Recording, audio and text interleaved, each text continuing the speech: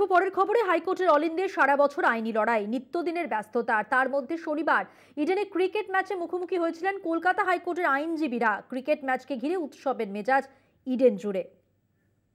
হাইকোর্টের কোর্টরুমের অলিন্দে সারা বছর আইনি লড়াই, বাদী বিবাদী পক্ষের বক্তব্য শোনা, বিচারকদের রায়দান।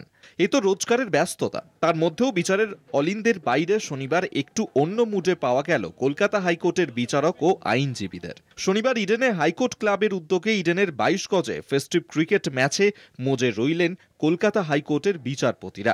প্রধান বিচারপতি একাদশ ও ল্যান্ড অ্যাডভোকেট একাদশের মধ্যে 20 ওভারের ম্যাচে উত্তেজনা ছিল চোখে পড়ার মতো। প্রধান বিচারপতি টি.এস. শিবজ্ঞানম সহ কলকাতা হাইকোর্টের প্রায় বেশিরভাগ বিচারপতি ও আইনজীবীরা উপস্থিত ছিলেন। Here, it's truly a friendship match.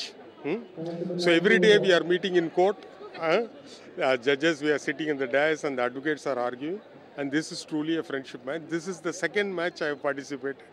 It is improves the brotherhood, the sisterhood, and it will help to strengthen the bond between the bar and the bench. ক্রীড়ামন্ত্রী Arup Biswas, CAB সভাপতি স্নেহাশিস গঙ্গোপাধ্যায় সহ বিশিষ্ট জনেরা উপস্থিত হয়েছিলেন এই ম্যাচে।